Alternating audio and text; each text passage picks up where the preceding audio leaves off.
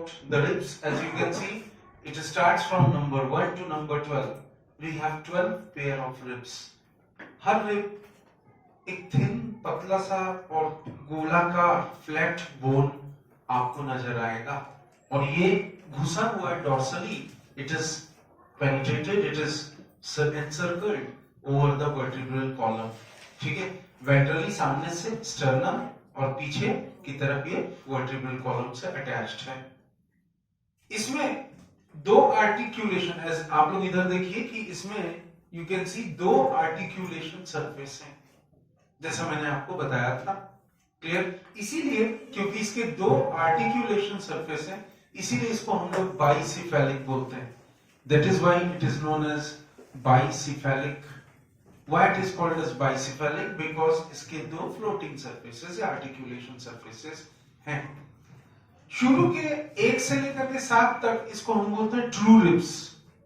1 से लेकर के 7 तक ये जो है ये आपके true ribs हैं.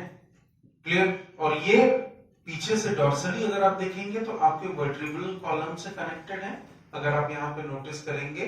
ठीक है, और ventrally ये किससे कनेक्टेड है आपको दिखाई दे रहा है? स्टर्नम से. It is connected to the sternum. Clear? ये स्टर्नम से कनेक्टेड है. इनके बीच में पतले पतले जो आप जानते हैं कार्टिलेजेस भी है. Clear?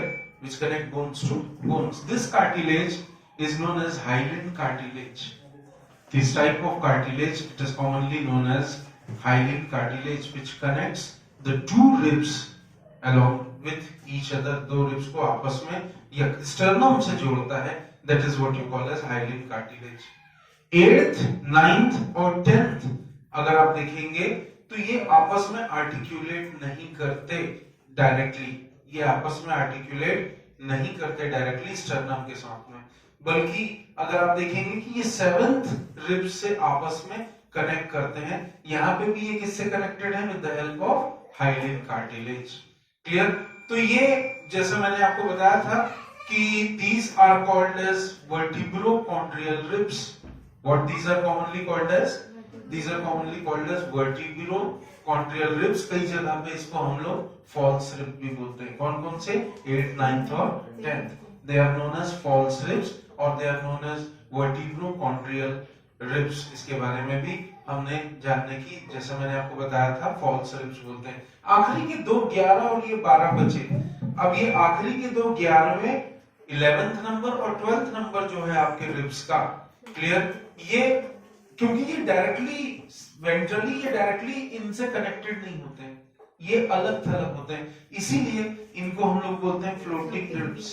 That is the reason they are called as floating ribs, क्योंकि ये ऊपर के दोनों पूरे वर्टिब्रल कॉलम से डायरेक्टली कनेक्टेड नहीं होते हैं.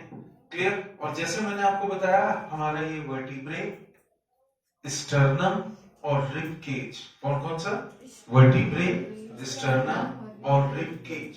इनको ये वर्टिब्रे, रिब्स और स्टर्नम, ये तीनों मिलाकर के रिब केज बनते हैं. तो याद रखेंगे, नीट में ये भी आपसे ऑप्शंस में आ सकता है. वर्टिब्रे, टिब्रे, स्टर्नम, ये तीनों, और ये आपका what you call as ribs, ये तीनों मिलकर के they comprises of rib cage. ये तीनों मिलकर के आपका रिब केज बनाते हैं. अब इसके बाद हम लोग थोड़ा सा गर्डल्स की बात करेंगे और हम अपेंडिकुलर स्केलेटन के बारे में बात करेंगे.